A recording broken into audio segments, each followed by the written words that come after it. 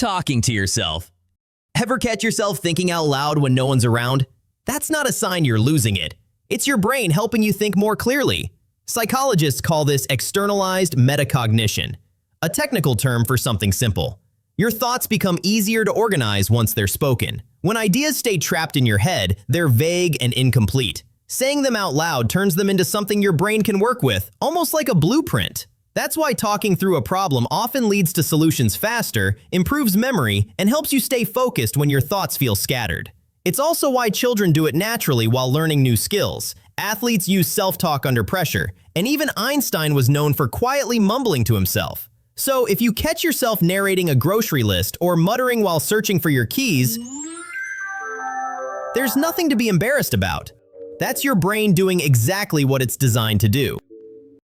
Dark humor. If you've ever laughed at a joke that made everyone else in the room go quiet, it doesn't mean there's something wrong with you. Dark or layered humor isn't straightforward.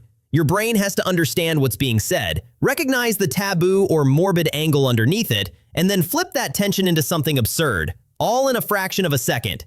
That kind of mental juggling requires cognitive flexibility. It's not about being heartless. It's about seeing connections many people miss.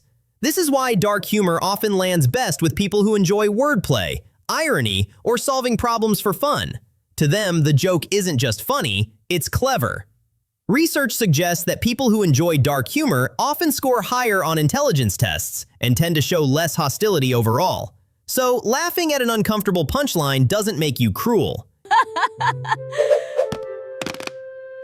It might mean your brain finished the puzzle while everyone else was still staring at the pieces.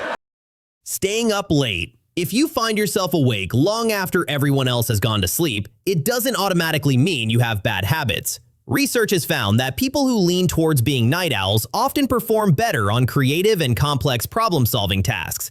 Late night hours offer something rare. Quiet. No interruptions, no expectations. Just room for mental space and uninterrupted thoughts. That's why ideas often click at night. Writing feels easier. Problems that felt stuck during the day suddenly loosen their grip. Many highly creative thinkers were known for working late into the night, not because they lacked discipline, but because their minds came alive when the world around them slowed down. For some brains, darkness isn't a shutdown signal. It's when the system finally has a chance to stop competing with the noise. Social awkwardness. Ever have moments where you suddenly don't know what to do with your hands, so you keep shifting them around until you're painfully aware of every movement? Or you say something in a group, and the silence that follows somehow feels louder than your words. Awkward, yes. Broken, no. Social awkwardness often shows up when the brain is processing more information than the moment requires. You're tracking your own words, how others might interpret them, and the possible directions the conversation could take, all at once. That forward focus can throw off timing. You're already several steps ahead, thinking about where things might lead, and you miss what's happening right in front of you. Studies suggest that people who experience social awkwardness are more likely to excel in fields that reward deep focus and abstract thinking: math, science, programming, creative problem solving, all the fields reserved for brainiacs. Socially clumsy at times, yes, but exceptionally capable when complexity matters. Procrastination. You sit down to work, fully intending to start. Somehow, hours disappear into scrolling, reorganizing your space, or watching a video you didn't even mean to click. Then the deadline gets close, and suddenly your brain wakes up. Procrastination feels like wasted time, but it often plays a different role. The delay builds pressure, and that pressure cuts through mental noise. Distractions drop away, priorities snap into focus, and your brain reaches a level of concentration it rarely accesses without urgency. When that switch flips, time collapses, ideas connect faster than you can keep up, and work that felt impossible suddenly gets done. Stressful, yes, but sometimes procrastination isn't a flaw. It's a different way your brain finds focus.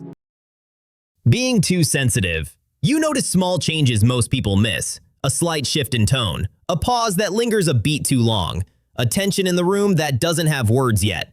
Psychologists refer to this as high sensory processing sensitivity. It means your brain takes in more emotional and social information at once. That depth of input can feel overwhelming. What rolls off other people can hit you hard, as if the volume is turned up too high. This often shows up in everyday moments. You replay conversations. You sense when something is off before anyone says it. You feel the emotional weight of a situation long after others have moved on. But that same sensitivity also signals heightened emotional intelligence. You're quick to recognize patterns in behavior, pick up on unspoken cues, and understand emotional undercurrents others miss entirely. It's like living in a world where the signal is always louder. It's harder to tune out, but offers insight others rarely access. Questioning the norms. You see a rule, a tradition, or just the way things are done, and your brain immediately asks why. Why does school start so early? Why do pajamas have pockets? Why do we clap our hands to show approval instead of doing literally anything else? This instinct to question things isn't rebellious for the sake of it. It's cognitive curiosity. Intelligent minds struggle to accept assumptions at face value. They press on them, test them, and pull at loose threads until the structure underneath starts to show. Nearly every major shift in how we understand the world began this way. Someone questioned a rule everyone else had stopped noticing, in science, in art, in technology, and refused to let the question go. Progress doesn't come from following instructions perfectly. It comes from asking why the instructions exist in the first place. Overthinking. You send a short email. Sounds good, thanks. Then you spend the next hour wondering if the period at the end made you sound annoyed. Overthinking is your brain refusing to let even small details go. It's not just replaying what happened, it's running simulations of what could happen. Your mind explores tone, timing, interpretation, and outcome all at once. That mental overdrive can be exhausting, but it's also a sign of advanced pattern recognition. Brains that overthink tend to spot risks early, anticipate outcomes, and notice connections others overlook. The downside is unnecessary worry. The upside is that most of what you worry about never happens, which means your brain is often solving problems before they ever exist. Doodling and fidgeting. You're in a meeting or class, supposed to be paying attention, but your pen is sketching shapes in the margins, or your leg is bouncing like it's trying to power a small generator. This isn't a lack of focus, it's a strategy. Research shows that small, repetitive movements help keep the brain engaged when the environment isn't stimulating enough. They give your mind something minor to manage so it doesn't drift completely off task. That's why doodling can actually improve recall during lectures, and why people who fidget often stay mentally present longer than those forced to sit perfectly still. Think of it as a side channel for excess mental energy, a way to stay engaged without burning it off elsewhere. The movement isn't a distraction, it's part of how your brain stays alert. Strange obsessions. You fall into rabbit holes that seem oddly specific to everyone else. Memorizing obscure facts, mapping out connections between characters in a show no one else remembers, learning everything there is to know about a topic you didn't even mean to look up. From the outside, it can look pointless, excessive, maybe even a little strange. But for a curious brain, this kind of deep focus is fuel. Intelligent minds crave stimulation, and when everyday life doesn't provide enough of it, they create their own puzzles.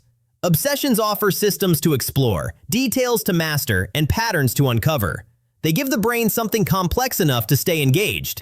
That same drive, to dig deeper than necessary, is what often leads to breakthroughs in science, creativity, and problem solving. Often, it's not eccentricity, it's deep curiosity. Empathy for objects. You hesitate before throwing something away. An old shirt, a chipped mug, the last cookie on the plate that somehow feels too lonely to eat. You might give things names. Tell your car it'll be okay when it goes to the shop. Apologize to a chair you bumped into, even though it clearly felt nothing. Psychologists call this anthropomorphism. That is, assigning human qualities to things that don't have them. For some brains, this tendency runs deeper. It reflects an instinct to imagine perspective, to project feeling, and to look for connection even where none is required. That habit is closely tied to emotional intelligence and creativity. If you can imagine how an object feels, you can imagine how another person might feel too. What looks silly on the surface is often the same mental flexibility that fuels empathy, storytelling, and imaginative thinking. Needing alone time. You enjoy people, just not all the time. After a few hours of conversation, your brain starts asking for quiet. Not because you're bored, but because you're full.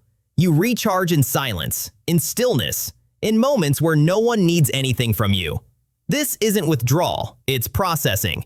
Smarter brains tend to absorb more information: social cues, emotions, details, background noise. Alone time gives everything you've absorbed a place to rest. In solitude, thoughts settle. Patterns connect. Ideas finally have room to finish forming.